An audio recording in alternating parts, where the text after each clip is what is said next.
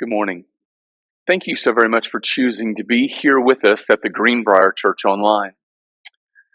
We decided this year that we wanted to take an extended look into 1 Corinthians 13. It was my idea that if we're going to be the ones who model love in our city, we need to be honest about what that looks like. So we've been trying to wrap up the series by taking a 9-week extended look at the three things that remain. We've already spent 3 weeks talking about faith, 3 weeks talking about hope, and today we're in our second week looking at what Paul calls the greatest internal force in all creation, love. As we get into our text this morning, I want us to honestly consider the fact that love is not always gumdrops and lollipops. Honestly, living a life of love can be one of the most difficult things that we're ever asked to do. I know that sounds a little strange. I know love is supposed to be warm and fuzzy and wonderful, but love is so much more than a feeling. It's an action. Today we're going to camp out in what I think is one of the most difficult teachings of Jesus. There's a lot of ground to cover, so I just want us to jump in and to read the words of Jesus, starting in Luke chapter 6, verse 27. But I say to you who are listening, love your enemies. Do good to those who hate you, bless those who curse you, pray for those who are cruel to you. If anyone slaps you on one cheek, offer him the other cheek too. If someone takes your coat, do not stop him from taking your shirt. Give to everyone who asks you.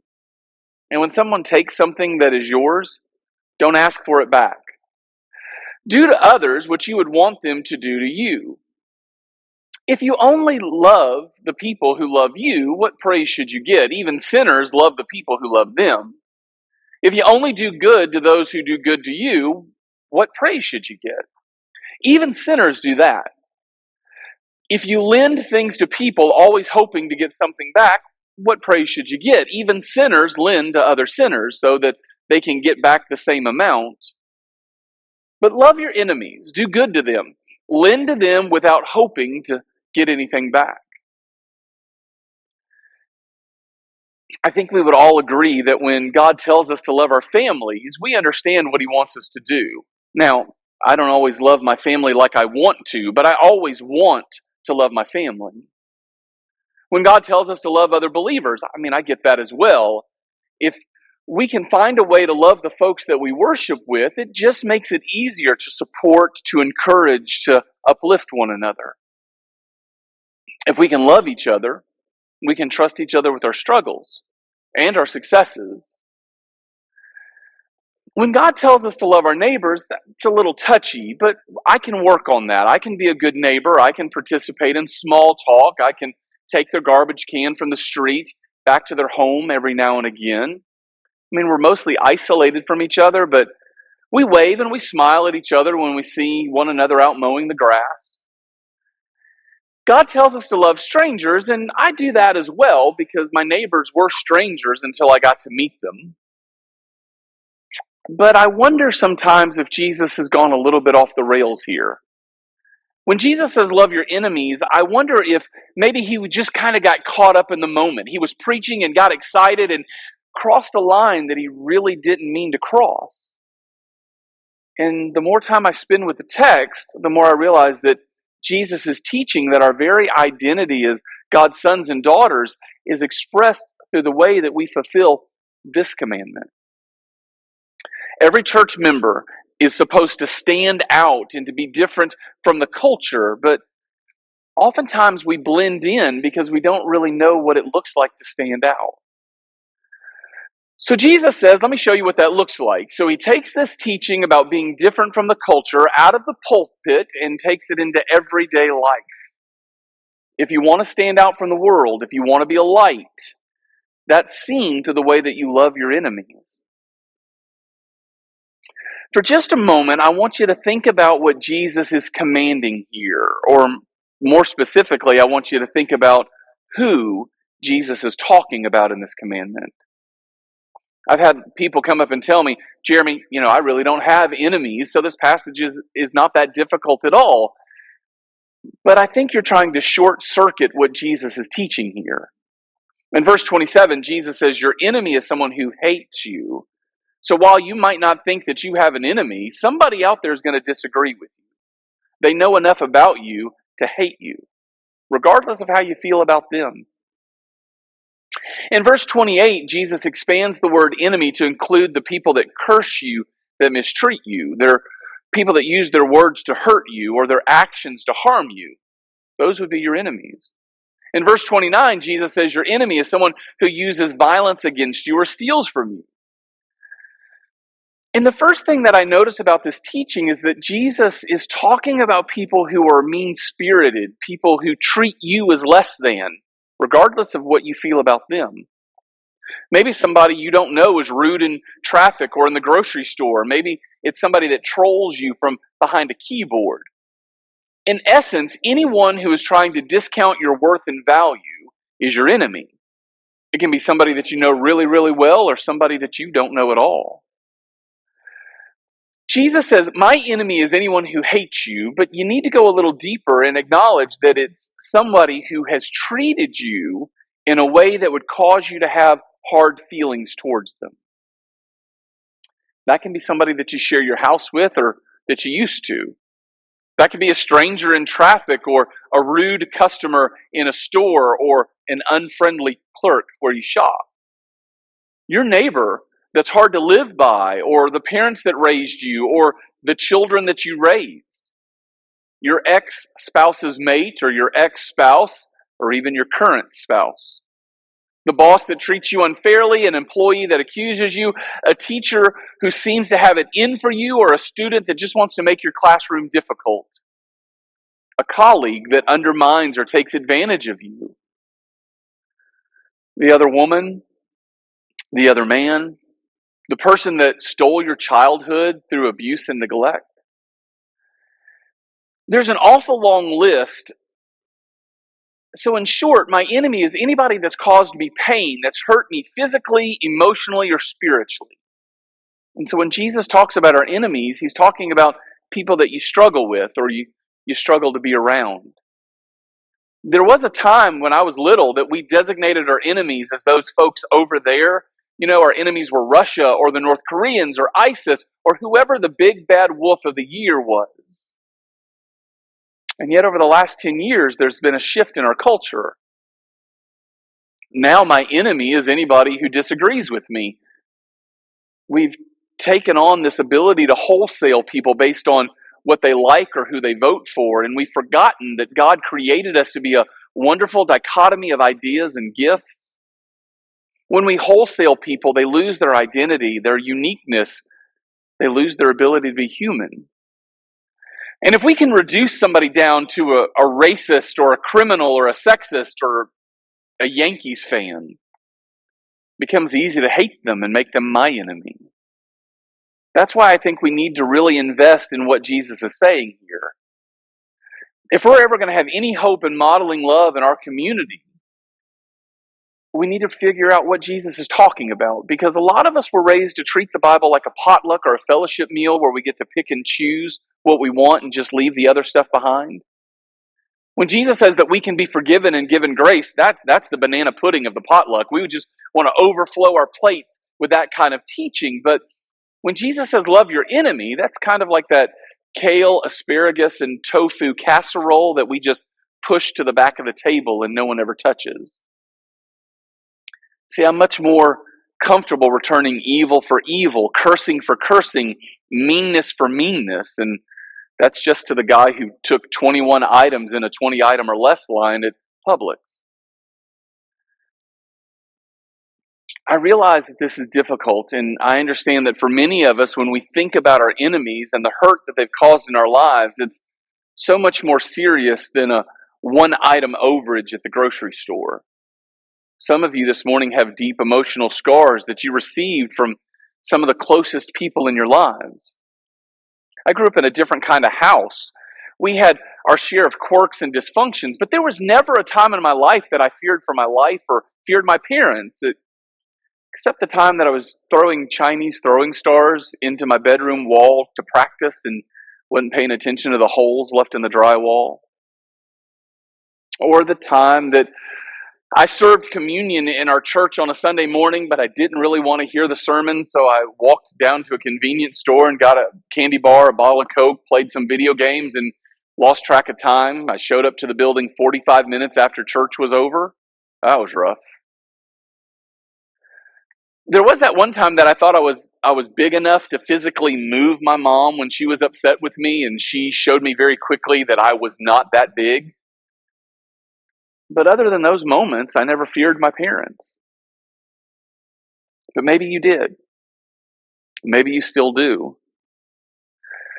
Maybe the people who were supposed to guard your innocence took it, and the people that were supposed to be your protectors were instead predators. And now Jesus is telling you to love them. So I want us to be sure that we understand exactly what Jesus is and is not commanding us here. He's not trying to legislate our emotions or tell us how to feel. One of the mustard seeds that I hope you've gotten from this entire study is love is not an emotion. You can't tell someone how to feel. You can't tell someone to be happy or sad or mad or glad. Love is something more. And the more I think about it, the more I believe that Jesus doesn't really care how I feel. Well, okay. I think he cares about our feelings. I think he cares deeply. I think rather, he's not really concerned about how I feel about my enemies, because what's important is how I treat my enemies. When I let my emotions determine my actions, I become a slave to a fickle and unpredictable God. Jesus wants to liberate us from the tyranny of our emotions. He's not talking nouns here, he's talking about verbs. Nouns don't do anything, they're just there. Verbs move, they cover ground, they radiate, they initiate. Love is a verb. Verbs don't feel, they do. And so Jesus is telling us what to do about our enemies. We're empowered by doing, and in the doing, our feelings change. So what does Jesus tell us to do? Rather than trying to parse the particulars of his instruction, let's just organize what he teaches into three categories of responses. The first thing that he says that we must give our enemies verbal affirmation. He says, bless those who curse you. And I want to be honest and tell you that there's nothing quite as satisfying as a good insult, right? I mean, if you can be ready with the right insult at the right time, you'll spend the next 3 weeks feeling justified. But that's not what usually happens. Usually, we spend the next week thinking about what we should have said, or if I'm ever in that argument again, this is what I'm going to say, and I'll show them. But Jesus is calling us to treat our enemies the way that he treated his enemies. I've always thought it was interesting. Back in Genesis chapter 1, we see that Jesus is there when the mind, the mouth, and the tongue was created. That we're told Jesus, as God, had ultimate knowledge. Surely, he knew how to use his mouth to put people in their place, but that's not what he did. Peter says when they hurled their insults at him, he did not retaliate. Instead of verbal retaliation, Jesus shows us what it was to reply with verbal affirmation. In our text, Jesus says, bless. And I'm afraid that we hear the word compliment, that we're supposed to answer an insult with a compliment. But the fact is, it's not enough to respond to an insult with, well, I really like your shoes. Besides sounding like a smart aleck comeback, it doesn't approach the significance of the word bless. When you bless someone, you communicate to them that you recognize their value as a human made in the image of God. And you not only wish that they have a positive future, you actually picture it in your mind. And in doing so, you affirm that you will do everything in your power to see that that future comes true for them. It's tough to respond to an enemy with verbal affirmation. It requires me to do the hard work of looking for something good in that person that I've already determined is the very incarnation of evil. But there's this enormous power and dignity in replying to an insult with a blessing. We're not dragged down to our enemy's level. We take the emotional heat out of the moment and create an atmosphere where tempers can kind of cool down and we can be level-headed. We emulate who Jesus was as he prayed for the forgiveness of his enemies, even as they danced around the foot of his cross. In verse 29, Jesus gives us a pretty specific command when he says, if someone strikes you on one cheek, turn to him the other also. When Matthew tells the story, he says that Jesus specifically says, if someone strikes you on the right cheek. I would imagine there's been an awful lot of misunderstanding around the passage. Jesus is not commanding us to stand there and let somebody pummel us with their fist to our face. As a matter of fact, the passage isn't even talking about physical violence at all. It's about an insult. Okay, follow me. Most people are right-handed, so a right-handed punch is going to land on the left cheek. Jesus isn't envisioning a smack from Will Smith here. For a right-handed person, if they're going to strike you on the right cheek, they backhand you. A backhanded slap isn't intended to do physical damage. It's an insult. Jesus is talking about how do you handle an insult. If someone insults you, don't insult them back. When someone disrespects you, offer your other cheek as well, but not as a subordinate, but as their equal. Far from being a command that makes us vulnerable targets of vicious enemies, Jesus' command to turn the other cheek, to respond to an insult with blessing, actually empowers us. We behave with dignity, and the people who curse us have no other choice but to treat us with dignity. Jesus says that we also need to respond to cursing with prayer. I think there's no more powerful response to an enemy in his insult than to say, I'm praying for you. Because you're admitting that, you could take this matter into your own hands. You could respond the way that all humans commonly respond. You could lash out in a verbal attack or even a physical assault. You could find 100 different ways to return hurt with hurt. But what you're saying is instead, I choose to place you and your fate in the hands of God. And I trust that God is the impartial judge of all who live and breathe. He's going to treat you right. That's not a threat, but it is kind of frightening to think that your enemy is talking to God about you. But it's also a hopeful thing. If God was able to bridge and show grace between his holy self and our sinful humanity, he can bridge the gap between two sinners who are at odds with one another. And so pray for them, but Jesus also says that we need to respond to them with practical assistance. He gets pretty specific when he talks about how we are to treat our enemy. In verse 30, he says, give to them. In verse 35, he says, lend to them. And he's not talking about just wishing good things on our enemies or feeling happy if something wonderful happens to them. He sets his teaching in the concrete of life experience. You don't have to feel good about someone to do good for them. But when you do good for someone, it has a strange effect on the way you feel about them and yourself. When you offer practical assistance to your enemy, Jesus is calling you to a better way of life, not an easier way of life. An eye for an eye and a tooth for a tooth, that's the easy way. You harm me, I'm going to get you back. You slight me, I'm going to find the opportunity to slight you back. You cut me off in traffic, I'm going to change lanes. I'm going to speed up in front of you, cut you off. I'll probably even tap my brakes just for effect. But Jesus is once again teaching us that a disciple doesn't act like the world. Jesus is calling us to a better life. He's calling us to the only thing that will make us stand out in the light in the darkness. That's what's so unique about our God. There's not a single man-made God who would ever encourage people to respond in love, and yet Jesus says turn the tables and do what no one following the rules of our culture would expect. Refuse to waste 1 minute of your life fretting and fuming, plotting your revenge. Act like the name that you wear. Act like Christ. And do not only what Christ commands us to do, but what Christ demonstrated in his life as well. As we make our way to the tables this morning, we have an opportunity to experience firsthand how God treats his enemies. Paul writes in Romans 5, I mean that while we were God's enemies, he made friends with us through his son's death. As we take the bread and the cup this morning, we get the opportunity to experience God's love for us when we were his enemies. We get the opportunity to love our enemies, to learn how to return hate with love, evil with kindness so that the world will see Christ and turn to him.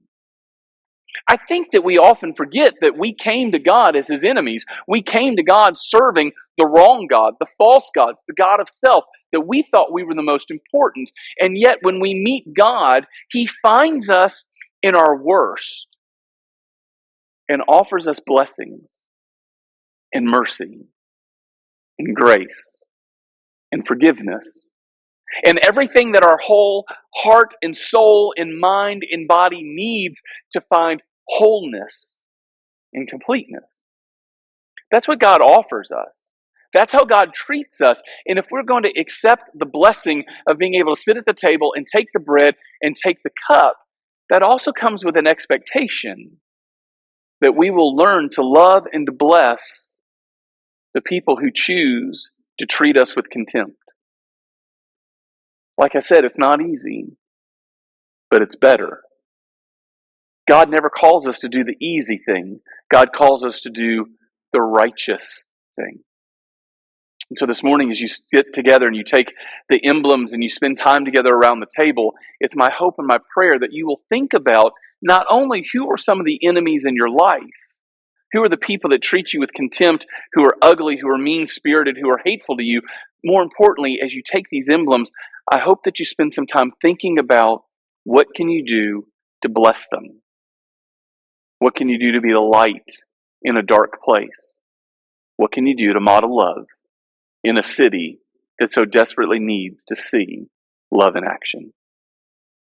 I hope you have a wonderful time around the table, that you always remember you are loved and cared for and forgiven. Have a great week. I look forward to seeing you very soon.